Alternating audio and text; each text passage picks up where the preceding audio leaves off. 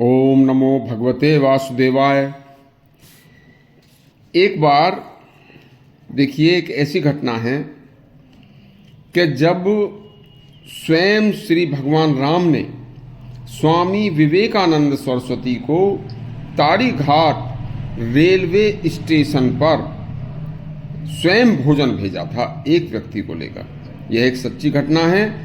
और देखिए, जो लोग भगवान श्री राम को काल्पनिक कहते हैं, जो लोग तुलसीदास व ऋषि वाल्मीकि को रामायण की घटना को उनके इच्छित मन की एक कहानी कहते हैं, यह प्रसंग उन समस्त ऐसे लोगों के मुंह पर तमाचा है कि जो भगवान को इस तरह के शब्द कहते हैं। देखिए, एक बार यह घटना अभी की है, कुछ ज़्यादा पुरानी नहीं है, यह सच्ची घटना है। एक बार स्वामी विवेकानंद जी सरस्वती रेल से सफ़र कर रहे थे। उनके पास में एक सेठ भी अपनी सीट पर बैठा सफ़र में था तथा रास्ते में अपनी सीट पर बैठा हुआ सेठ थोड़ी थोड़ी देर में कुछ न कुछ मंगाकर खाता रहता था।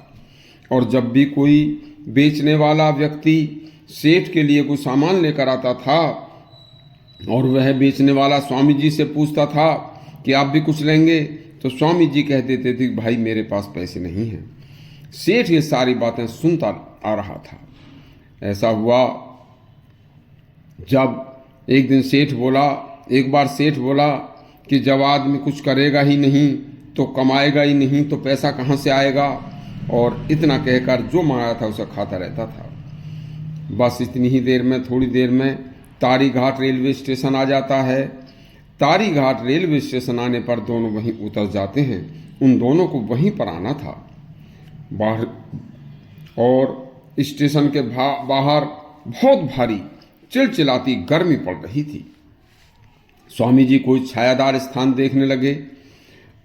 इसके बाद उन्हें सामने एक रेलवे का यात्री आराम घर नजर आया। तो स्वामी जी जैसे ही उसमें घुसने लगे तो बाहर खड़े गार्ड ने उनको रोक दिया। स्वामी जी वहीं बस क्या करें, पीछे आकर एक खंबे के पास बैठ गए और वह सेठ सीधा अंदर यात्री आराम घर में जाकर गद्दे पर बैठ गया जहां पर पंखे चल रहे थे। और उसने खाने के लिए पूड़ी पकवान और ठंडा पानी मंगवाया और स्वयं मज़े में खाने लगा और कहने लगा कि देखिए, अब यहाँ पर मेरे पास पैसा है तो मैं सब कुछ खा रहा हूँ, लेकिन जो आदमी सन्यासी हो गया और कुछ कमाता ही नहीं है, उसके पास एक गिलास पानी पीने और भोजन के लिए भी एक पैसा नहीं है, तो वो कैसे करेगा। बस क्या करें, इसलिए आदमी को सन्यासी साधु नहीं बनना चाहिए। ऐसा हुआ कि उस सेठ की सन्यासियों के जो प्रति सोच थी वह बहुत घटिया थी। उसने स्वामी जी से कहा कि मैं खा पी रहा हूँ और तुम भूखे प्यासे बैठे हो, क्यों बने थे सन्यासी। स्वामी जी चुप सुनते रहे। बस स्वामी जी ऐसी बातें भूख प्यास में सुनी रहे थे कि एक व्यक्ति स्वामी जी के सामने एक पोटली लेकर आता है और स्वामी जी से कहता है कि लो प्रभु, आप यह भोजन करो और यह ठंडा पानी पियो। और उसने तुरंत आसन बिछाया और आसन बिछाकर स्वामी जी के सामने पत्तल रख दी और उस पत्तल पर पूड़ी पकवान और मिठाइयाँ रख दी, पीने के लिए ठंडा पानी रख दिया। तो स्वामी जी बोले, भैया मैं तो आपको जानता भी नहीं और आप भी मुझे नहीं जानते होगे। आपको किसी भी तरह से कोई भूल हुई है जिसके लिए आप ये भोजन लेकर आए हो, वह भोजन का हकदार मैं नहीं हूँ।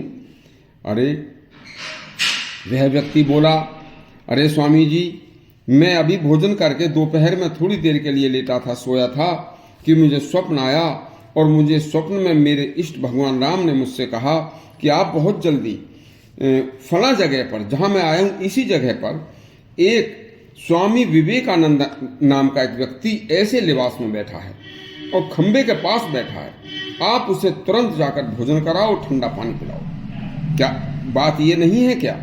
बताइए कि नहीं, स्वामी विवेकानंद तो भाई मेरा ही नाम है और मेरा जैसा लिबास उन्होंने बताया है वह लिबास भी बस मेरा भी ऐसा ही है। लेकिन क्या करें? तो उस व्यक्ति ने विनम्रता से कहा, हे प्रभु, आप ये भोजन करिए, मेरे भगवान सब कुछ जानते हैं। और मुझे सारी बातें उन्होंने स्वप्न में ही बताई हैं। स्वामी जी की वह व्यक्ति बड़ी श्रद्धा से स्वामी जी को भोजन करा रहा था, तो सामने बैठा व्यापारी भी सब कुछ देख रहा था और स्वयं उठकर स्वामी जी को भोजन करा रहे व्यक्ति से पूछने लगा कि आप इनके लिए भोजन कैसे लाए हैं। उसने स्वप्न की सारी बात बताई। इतना सुनकर सेठ स्वामी जी के पैरों में गिर पड़ा। इस तरह की अधिक से अधिक घटनाएं विवेकानंद जी के जीवन की अनेक जुड़ी हुई घटनाएं भरी पड़ी हैं। स्वामी जी का जीवन हमेशा गीता व भगवान के चरित्र पर चलता था और माँ काली के उन्हें साक्षात दर्शन हुए थे। भगवान हमेशा सच्चे भक्त की लाज रखते हैं।